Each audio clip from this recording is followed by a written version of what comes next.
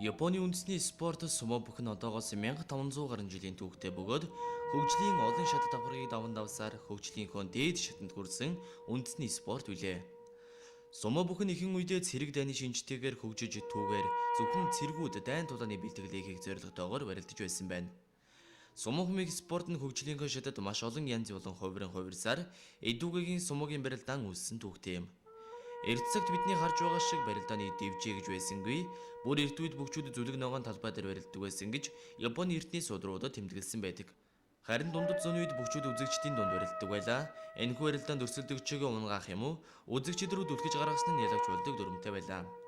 Харин 1576 онд сумогийн нэгэн үзүүлэх барилдааныг зохион байгуулахдаа бүгчүүдийн барилдааны талбайг хязгаарлалттай болгож барилдааны талбай эхэндээ дөрвөлжин хэлбэртэй байсан юм.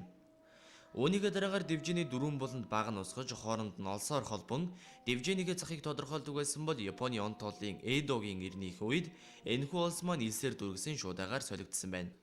Үндсэндээ бидний мэдих Токио гэдэг үгийг утгачлан орчуулбал шороотой сүрлийн шуудаа гэж орчуулагдах юм. Харин 1680-ад оноос барилдааны талбай дугуй хэлбэртэй болж өөрчлөгдсөн бөгөөд энэ цагаас эхэлж сумогийн Токиотой холбоотой бусад өрмүүд ч гарсан түүхтэй. Дохионы талаар ярьж байгаа тохиолдолд дохионы дээр барилга сүмийн дээврийг ярихгүй байх аргагүй. Энэхүү сүмийн дээвэр нь ихэнх үедээ дээврээс дүүжлээстэй биш, харин дохионы дөрвөн талаас багнан дээр тулж барилуулдаг байсан байна. Энэ нь барилдааны явцад үзэгчдэд саад болох, мөн бүгчүүдэд бэртлэгэмтэл учруулах нөлөөтэй байсан учраас 1947 оны намрын барилдаанаас эхлэн энэхүү дөрвөн багныг буулгаж сүмийн дээврийг таацнаас дүүждэг болсон байна. Энэхүү сүмийн дээврийн дөрвөн талаас ягаан өнгийн хөшиг үндсэн байх бөгөөд энэхүү хөшигний тал бүрт Японы сумо бүхийн холбооны лого бүхий цагаан өнгийн сакураг дүрсэлсэн байдаг үлээ. Энэхүү хөшгийг ус татах хөшиг гэдэг бөгөөд дохио дээрх муу мухайг зайлуулж ариусгахыг бэлэгддэг байна. Харин дээврийн дөрвөн булангаас дөрвөн өөр өнгийн унчлага үндсэн байдаг нь хуучны байсан дөрвөн багныг бэлэгдэж байгаагаас гадна дөрвөн улирал эртний хятадаас гаралтай тэнгэрийн дөрвөн бурхныг ч бэлэгддэг гэж хэлж болох юм аа. Энэхүү сүмийн дээвэр нь нийтдээ 6 тонн орчимжинтэй байх бөгөөд ордны танзнаас маш бат өгтөг хоёр улсаар байрлуулж дотор талд нь маш хүчин чадалтай телевизийн гэрэл, микрофон байрлуулдаг бөгөөд сүүлийн үед алсын удирдлагатай камерыг ч байрлуулсан байгаа харагдсан. Манай Монгол оронд ийм агуу ёс жайг өөх түүхтэй Японы мэрэгжлийн сумо бүгчүүдийн үзүүлэх барилдаан өнгөрсөн сарын сүүлээр болж өнгөрсөн билээ.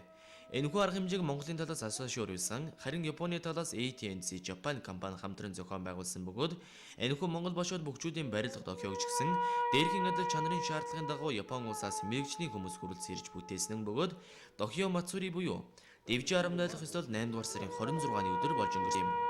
Энэхүү арга хэмжээнд Япон Монголын талын зохион байгуулагч нар болон Японы сумо бүхийн удирдлагууд мэрэгжлийн хүмүүс байлцаж дэвжээг арамнайснаар Аса циркийн менежмент болсон мэрэгжлийн сумочдын Токио хүчит бүгчүүдэн угт авахд бэлэн болсон юм а.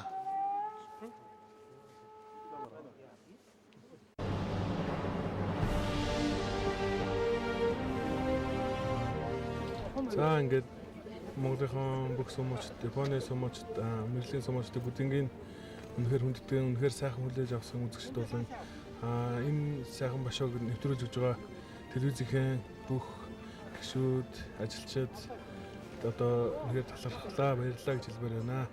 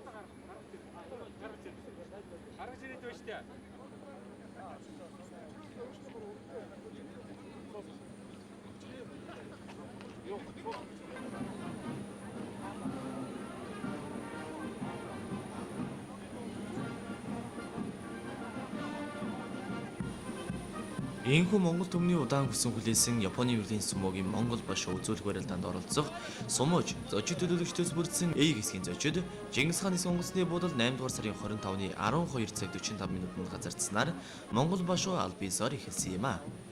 Тэдний яг өмнөхөн буюу 12 цаг 30 минутанд Бээжингийн 129-р Олимпик наадмаас медаль хүртсэн боксинг спортын хоёр тамирчин маань ч гэсэн эх орондоо аяны богц заримтай хүрэлцэн ирсэн юм. Үнэхээр чинь өдөр Чингис хааны сонгоцны буудалд тэднийг угтаа авахар ирсэн зочид төлөөлөгч хэвлэл мэдээллийнхэн хөгжөөн дэмжигчдийн хөлд дарагдсан юм.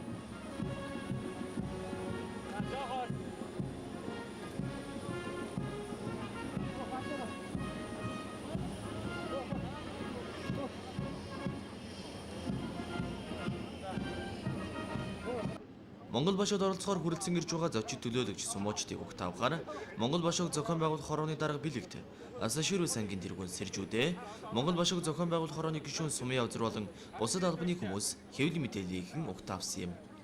Мөн энэ өдөр үлгэр жишээ найрал хөгжмийн хүрэлцэн ирж зочдыг баярын маршаар угтаа авсан нь экс сумуучдын бишрээд ханамгийн сүр хүчийг улан бадруулсаар байлаа.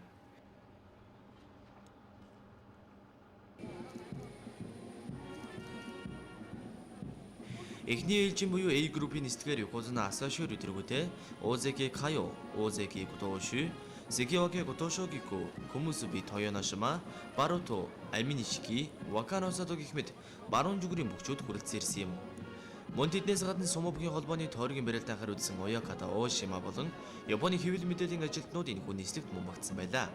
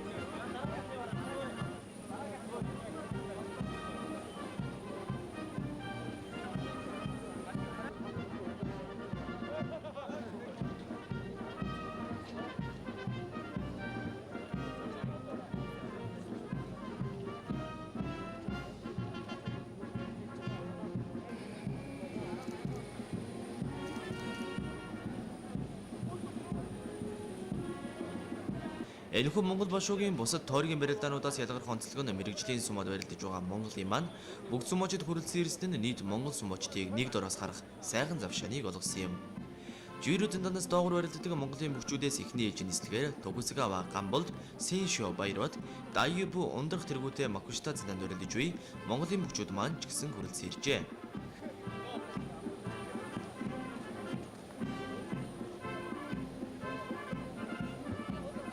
Нийт зочид төлөөлөгч бүгчүүдийг алд цэнхэр хадаг мөнгөн аяхтай суугаар угтаавсанд монголчуудын найрсаг зочиломтгой зам болон үндэсний ёс заншлаг хөндлөн дээдэлдэг ард түмэн гэдгийг элхэн харуулж байна хэмээн хүндэт зочид ам сайтай байцгаасан юм.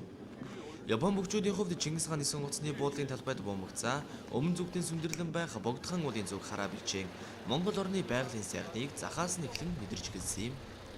Олон ч бидний танил сумуучид зургийн аппарат гарган ирж байгалийн сайхныг зураг дарж байгаа харагдсан. Ямар ч тач гэсэн их сумогийн агуу бүгчүүдэд Монгол оронд буулсан анхны сэтгэл өндөр